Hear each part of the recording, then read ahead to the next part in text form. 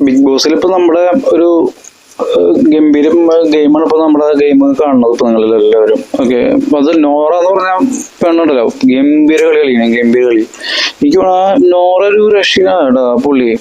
അതുപോലെ രേണുസുതി ആണെങ്കിലും ഒരു ഗംഭീര പെർഫോമൻസ് അവിടെ കാഴ്ചവെക്കണത്.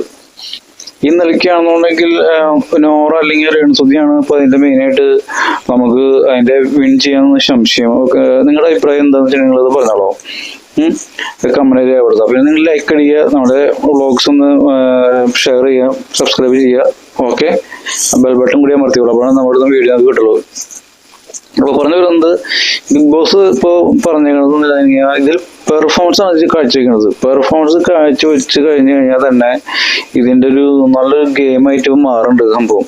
ഇപ്പോൾ ഒരു വിഭാഗം ആൾക്കാർ പറയും ബിഗ് ബോസ് ഇങ്ങനെ കാണുന്നു, അതാണ് ഇതാണ് അതൊക്കെ പറയും. പക്ഷെ അങ്ങനെയല്ല സംഭവം. ഒരു ഗെയിം ചലഞ്ചാണ്, മനസ്സിലുണ്ടോ? ഈ ഗെയിം ചലഞ്ച് കാണാൻ തന്നെ ഒരു പ്രത്യേക വൈബാണ്. ഇതുപോലത്തെ ഒരു വൈബ് നമ്മൾ വേറെ എവിടെയും കണ്ടിട്ടുണ്ടാവില്ല. ഇതൊരു ഗെയിമാണ്. ഇതൊരു ഗെയിം. അതായത് ഇപ്പൊ നമ്മൾ പലതരം ഗെയിം ഉണ്ടല്ലോ, അതുപോലെ ഒരു ഗെയിം. പക്ഷെ ഈ ഗെയിം ഇതൊരു ഗംഭീര ഗെയിമാണ്. ഇതിൽ അങ്ങനെ എല്ലാവർക്കും നമ്മളെ പോലെ എല്ലാവർക്കും ഇതിനകത്ത് സെറ്റാൻ പറ്റുന്നില്ല. പക്ഷെ ഇപ്പൊ എത്ര വലിയ കാശുകാരനാണെങ്കിലും ഇതിനകത്ത് വന്നു കഴിഞ്ഞാൽ അവിടുത്തെ നിയമങ്ങളുണ്ട്, അതനുസരിച്ച് ജീവിക്കാനേ പറ്റുള്ളൂ. അത് വെച്ച് ജീവിച്ച് വിൻ ചെയ്യുന്നവരാണ് അവിടെ നമുക്ക് സ്കോപ്പുള്ളൂ. ശരിയല്ലേ? അപ്പോൾ അതാണ് എൻ്റെ മെയിൻ കാര്യം.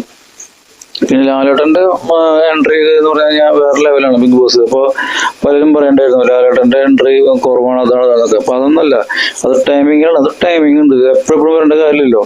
ആ ടൈമിംഗാണ് നമുക്ക് എൻട്രി വരേണ്ട കാര്യമുള്ളൂ. അവിടെ ആ സമയത്ത് നിങ്ങൾക്ക് കറക്റ്റ് ആയിട്ട് ടൈമിൽ അവിടെ എൻട്രി വന്ന ആള് കാര്യങ്ങൾ പറയും, ഇന്ന പോലെയാണ് കാര്യങ്ങളൊക്കെ പറയും. പിന്നെ റേഷനൊക്കെ കുറച്ച് കൊടുക്കണമെന്ന് പറയണ്ടായിരുന്നു. അതാണ് അവിടുത്തെ മെയിൻ കാര്യം. എല്ലാ പ്രാവശ്യത്തെ പോലെ അല്ല ഇതിപ്പോ റേഷനൊക്കെ കംപ്ലീറ്റ് വെട്ടി ചുരുങ്ങിയിട്ടുണ്ട്. അതുപോലെ ഡ്രസ്സ് ഒരു ജോഡി ഡ്രസ്സ് കൊടുത്താൽ ചിലപ്പോൾ 3 ദിവസമൊക്കെ നമുക്ക് അത് ഇട്ട് അഡ്ജസ്റ്റ് ചെയ്യേണ്ടി വരും. ചിലപ്പോൾ കുളിക്കാനൊക്കെ വെള്ളമില്ല എന്നൊക്കെ പറയണ്ടായിരുന്നു. അപ്പൊ അതെങ്ങനെ എനിക്കറിയില്ല.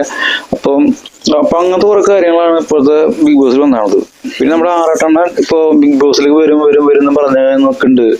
അപ്പൊ അയാള് ഇപ്പൊ സോഷ്യൽ മീഡിയയിൽ ഇപ്പൊ ഞാൻ ബിഗ് ബോസിലേക്ക് കയറാൻ പോവാണെന്ന് പറഞ്ഞ് ആള് എന്ത് ചെയ്യുന്ന വീഡിയോ ചെയ്യണം. പക്ഷെ അത് ഒന്നുമില്ല, ഒരു കുഴപ്പമില്ല. പക്ഷെ അങ്ങനെ പറഞ്ഞ് വീഡിയോ ചെയ്യുമ്പോൾ ആളത് ബിസിനസ് വേറെ ഒന്നുമില്ല. അപ്പൊ അത് അങ്ങനെ വേറെ സൈഡ് മനസ്സിലാവണ്ട. അപ്പൊ ഞാൻ പറഞ്ഞു, ചില കാര്യങ്ങളിൽ നമ്മൾ പോയി കഴിഞ്ഞാൽ നമ്മുടെ വീട്ടിലെ പോലെ നമുക്ക് അവിടെ ഒരു സ്വാതന്ത്ര്യം ഉണ്ടായത് വരില്ല. അതാണ് ഇവിടുത്തെ ഒരു ഗെയിം.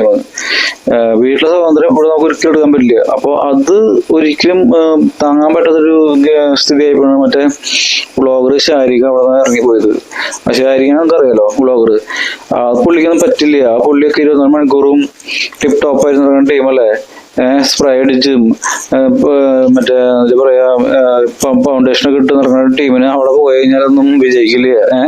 അതിനൊക്കെ രേണുസുതി പോലുള്ളൊരു സാധാരണ ഒരു ഗെയിമർക്ക് അത് പറ്റൂ. അതാണ് ശാരിക പോയത്. അല്ല വേറെ ഒന്നല്ല. ശാരിക ഒരു കാര്യമില്ല. ശാരിക വെറുതെ ഇന്റർവ്യൂ ചെയ്യാൻ മാത്രമേ പറ്റുള്ളൂ, കുണമണ വർത്താൻ പറയാൻ പറ്റുള്ളൂ. ഇതിനകത്ത് പോയി കഴിഞ്ഞാൽ ഇത് വേറെ വൈബാണ്. ഇവിടെ നിൽക്കണമെങ്കിൽ നമ്മള് ജീവിതത്തിൽ പല ഘട്ടങ്ങളും തരണം ചെയ്ത് വന്ന ആൾക്കാർക്ക് ഇതിനകത്ത് നിൽക്കാൻ പറ്റുള്ളൂ, മനസ്സിലാവുണ്ടോ? അല്ലാണ്ട് നിൽക്കാൻ പറ്റില്ല. അപ്പോ ഇത് സംഭവം എനിക്ക് തോന്നുന്നത് രേണുസുതി തന്നെ അത് കൊണ്ടുപോകും. അത്ര 50 ലക്ഷം അല്ലേ വിൻ ചെയ്യുന്ന ആൾക്ക് 50 ലക്ഷം രൂപയല്ലേ? അല്ലല്ല, 50 ലക്ഷം അല്ല, 1 കോടിയൊന്നും ഉണ്ടല്ലേ? 1 കോടി ചെയ്യാം. അപ്പൊ ഈ 1 കോടി ഈ പുള്ളിക്കാരി തന്നെ കൊണ്ടുപോകുന്നതാണ്.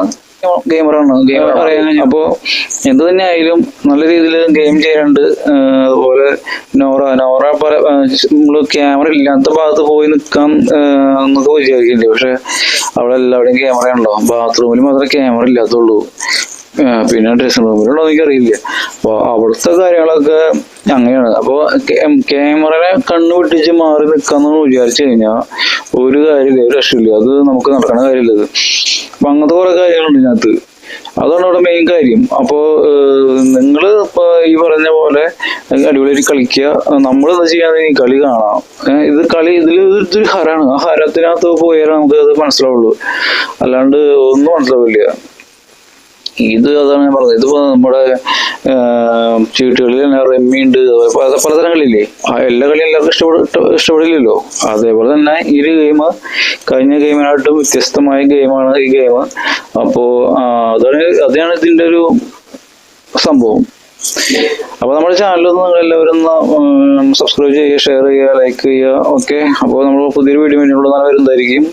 നിങ്ങളുടെ വലിയ അഭിപ്രായങ്ങളൊക്കെ കമൻറ്റായിട്ട് രേഖപ്പെടുത്താം. ഓക്കെ, എന്തെങ്കിലും കുറവുകളുണ്ടെങ്കിൽ അത് പറയണം. നമ്മുടെ വീഡിയോയിൽ എന്തെങ്കിലും കുറവുകൾ കൂടുതലൊക്കെ ഉണ്ടെങ്കിൽ പറയുക. ഓക്കെ, അപ്പോൾ ഞങ്ങൾ അടുത്ത വീഡിയോ വേണ്ടിയിട്ട് വരുന്നതായിരിക്കും. Okay, thank you.